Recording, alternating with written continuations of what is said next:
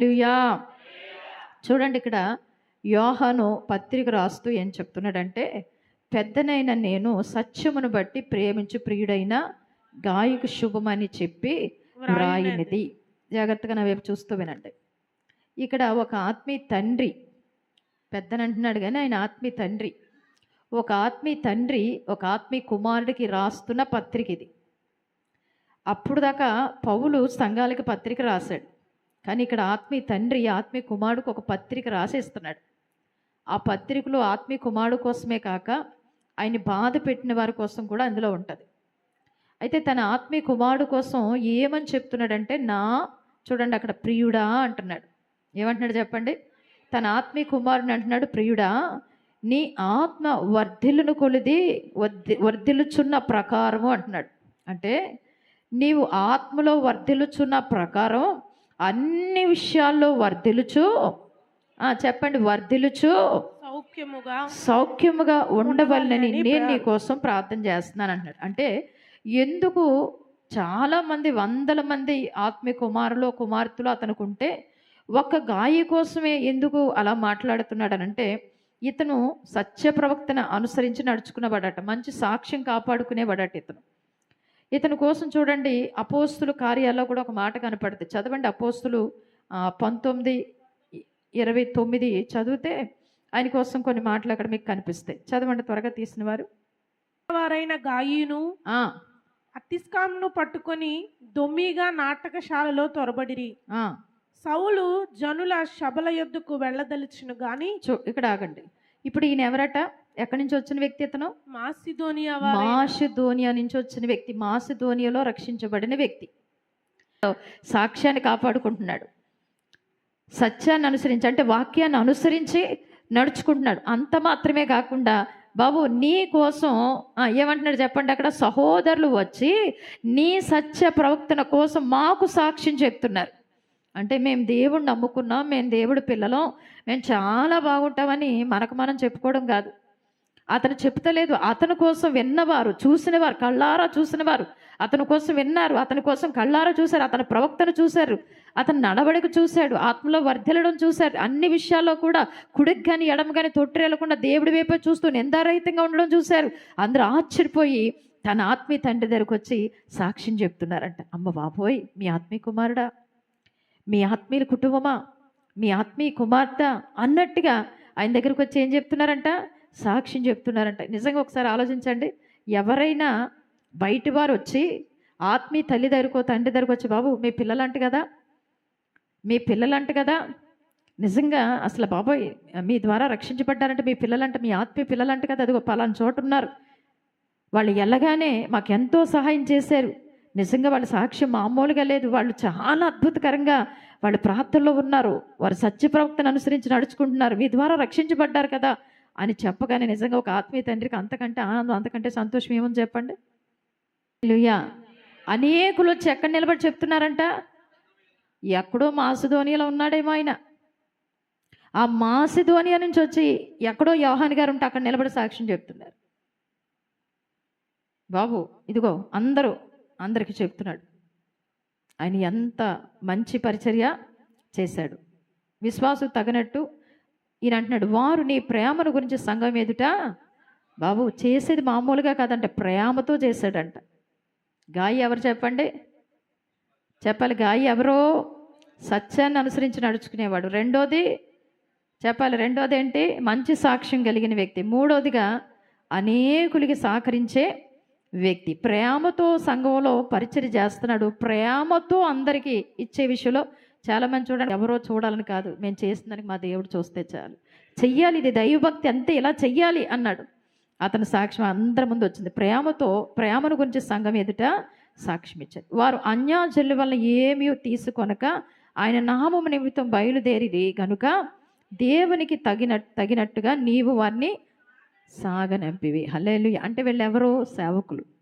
కొంతమంది సేవకులు వెళ్ళి అక్కడికి అంత స్వార్థ ప్రకటిస్తున్నారంట, అన్యాజనులు మాకేమొద్దు అని. కొంతమంది ఇబ్బందులు పడుతున్నారు, సేవ చేసే ఇబ్బందులు పడుతున్నారు, భోజనం లేక ఇబ్బందులు పడుతున్నారు, త్రాగడానికి ఇబ్బందులు పడుతున్నారు.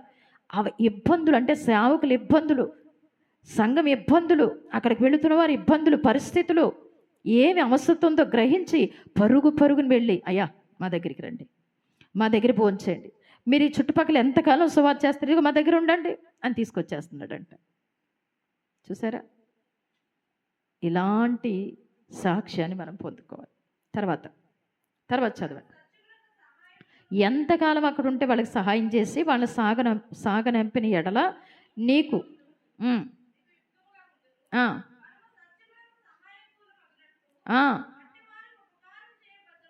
అది ఆత్మీయ తండ్రి కూడా ఏం చెప్తున్నాడు, నువ్వు చేసావు, అట్టి వారికి ఇంకా చేయడానికి మనం ఇంకా చెయ్యవలసి ఉన్నదయ్యా, చెయ్యడం చాలా మంచిది అని చెప్పి ఒక ఆత్మీయ తండ్రి సంతోషిస్తున్నాడు.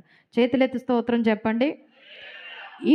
ఇంత మంచి ఒక వ్యక్తి కోసం, గాయి కోసం ఇంత మంచిగా చెప్తున్న వ్యక్తే ఇంకొక వ్యక్తి కోసం చెప్తున్నాడు, తన ఆత్మీయ కుమారుడు. ఈయన కూడా, అది కూడా చదవండి.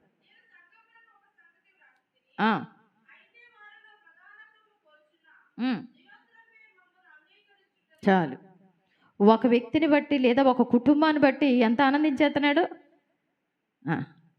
చాలా సంతోషకరంగా ఉందయ్యా నీకోసం విన్నప్పుడు, చాలా ఆనందకరంగా ఉందని మొదటి నుంచి ఇంచుమించుగా 8 వచనాలు ఒక వ్యక్తి కోసం రాసి ఆనందించేస్తున్నాడు ఆత్మీయ తండ్రి.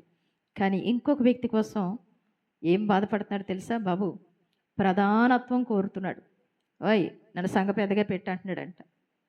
వచ్చిన కొన్ని రోజులకి ఏమైపోయినా చెప్పాలి, కొన్ని రోజులకి ఏమైపోతున్నాడు, నేను సంఘ పెద్దగా ఉండాలి, నాకు ప్రధానత్వం కావాలి. ఎందులో చెప్పాలి? ఎందులో? ప్రార్థనలో కాదు, విజ్ఞాపనలో కాదు, ప్రార్థనలో కాదు, విజ్ఞాపనలో కాదు. దేంట్లో ప్రధానత్వం చెప్పాలా? దేంట్లో ప్రధానత్వం?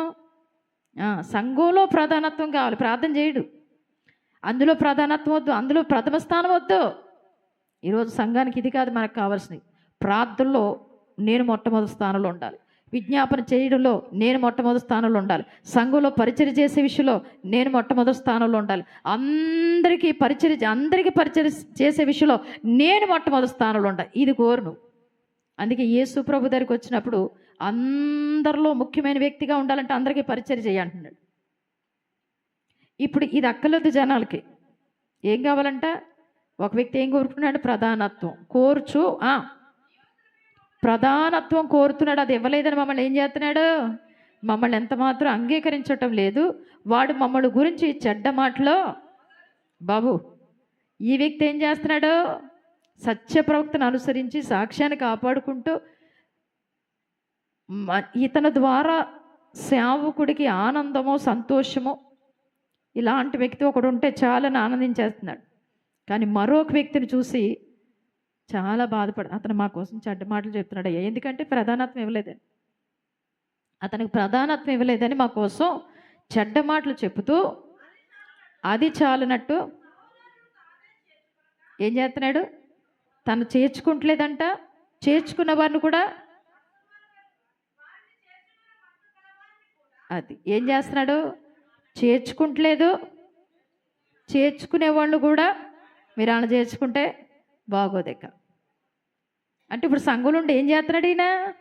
ఒక వ్యక్తి సంఘంలో ఉండి అందరికీ సహకారిగా ఉన్నాడు, ఇంకో వ్యక్తి సంఘంలో ఉండి మాట్లాడరే, ఇంకో వ్యక్తి సంఘంలో ఉండి ఏం చేస్తున్నాడు? అది సంఘంలోనే ఇంకా సంఘాలు ఉన్నాయి కనుక వేరే వేరే సంఘాలు, అంటే మనలాంటి ఒక సంఘం కాదు. పౌలు గారు కానీ పేతురు గారు కానీ ఇలాంటి వారు అందరూ ఎక్కడికి వెళ్తే అక్కడ ఏం చేస్తున్నారు? సంఘాలు కట్టుకుంటూ వెళ్ళిపోతున్నారు కనుక ఈయన వచ్చిన వారిని చేర్చుకోడంట. ఎవరన్నా చేర్చుకున్నా కూడా ఊరుకొని అంటున్నాడు, ఓయ్ నేను ఈ పరిస్థితి నేనే చేయాలి, ఇందులోకి ఎవరన్నా వస్తే ఈయన చేయడంట, చేసేవారిని కూడా అది నా విలువేంటో తెలియాలి, అందుకని నువ్వు చెయ్యొద్దు, చేసేవారిని కూడా. ఏంటిది కనిపెడితే రాకల్లో కూడా యేసు ప్రభు ఒక మాట చెప్తున్నారు, కొన్ని వచనాల్లో ఒక మాటలు కనబడతాయి. ఇదిగో నేను త్వరగా రాబోతున్నాను, వారి వారి క్రియల చొప్పున వారికి ప్రతిఫలం. ఆయన త్వరగా వచ్చినప్పుడు గాయకి ఒక బహుమతి ఉంది. దేవాతి దేవుడు వచ్చేటప్పుడు, ఆయన దేవదూతలతో వచ్చేటప్పుడు కదా, రెండో రాకలు వచ్చేటప్పుడు గాయకి ఒక బహుమతి ఉంది, పరిచయం చేసేవారికి ఒక బహుమతి ఉంది, సహకరించే వరకు ఒక బహుమతి ఉంది, చెడగొట్టే వరకు కూడా ఒక బహుమతి ఉంది. ఇదిగో నేను త్వరగా రాబోతున్నాను, వచ్చినప్పుడు ఆయన జ్ఞాపకం చేసుకుంటాను. కానీ ఆయన కోసం మాత్రం మీరు కాస్త జాగ్రత్తగా, చెడగొట్టే వాడు చెయ్యనివ్వడు, చెయ్యనివ్వదు, కాబట్టి జాగ్రత్తగా ఉండండి అని చెప్తూ బాధతో ఆత్మీయ తండ్రి రాస్తున్న లెటర్ అది. తర్వాత చదవండి. ప్రియుడా అదే అది ఏ కార్యం అంటే ప్రియుడ చెడ్డ కార్యం కాక. ఒకవేళ గాయి నువ్వు చాలా మంచోడు, చాలా మంచి పరిచర్య చేస్తున్నావు, కానీ ఇదిగో ఇలాంటి వారి స్నేహం చేసి ఒకవేళ నీవు కూడా ఇలా మారిపోతాయేమో, జాగ్రత్త ప్రియుడ. మంచి కార్యం చేయి, మంచి కార్యం చేయి, ఆత్మలో వర్ధిల్లుతావు, ఆత్మలో దీవించబడతావు. అంత మాత్రమే కదా ఆత్మీయత అంటే నీ కోసం నిత్యము నేను మానక దేవుడి సన్నిధిలో విజ్ఞాపన చేస్తున్నాను అంటున్నాడు. హల్లెలూయా. చూడండి, మానక ఒక వ్యక్తి మంచి కార్యాలు చేస్తున్నాడు, ఆ వ్యక్తి కోసం మానక విజ్ఞాపన చేస్తే మరి ఆ కుటుంబాలు దీవించబడవా? ఆ వ్యక్తులు దీవించబడరా? వారి చేతి కష్టాజీతం దీవించబడదా? ఒక ఆత్మీయ తండ్రి సంతోషిస్తూ, ఒక ఆత్మీయ తల్లి సంతోషిస్తూ ఆ కుటుంబాల నిమిత్తం వారి నిమిత్తం ప్రార్థన చేస్తే తప్పకుండా సంతోషిస్తారు కదా. అందుకే వర్ధిల్లుతావు, వర్ధిల్లుతావు, వర్ధిల్లుతావు అనే చెప్తున్నాడు అక్కడ. తర్వాత చదవడా, మేలు చెయ్యవాడు దేవుని సంబంధి, కీడు చెయ్యవాడు కాదు. అంటే ఎన్ని గుంపులు ఉన్నాయి సంఘంలో ఇప్పుడు? మేలు చేసేవాడు ఉన్నాడు, కీడు చేసేవాడు కూడా ఉన్నాడు, సహకరించేవాడు ఉన్నాడు, సహకారులు చెయ్యకపోక సహకారులు చెడగొట్టేవాడు కూడా ఉన్నాడు. ఇప్పుడు నువ్వు దేవుడి సంబంధివేనా?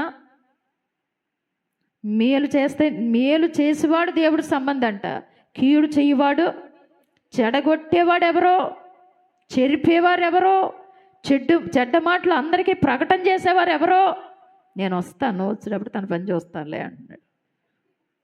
ఇప్పుడు యోహాన్ గారినో లేకపోతే ఈయన పక్కన పెడితే ఆయన త్వరగా వస్తున్నాడు, నేను వచ్చినప్పుడు చూస్తాను, గొర్రెల్ని మేకలు నేను వేరుపరుస్తాను అంటున్నాడు.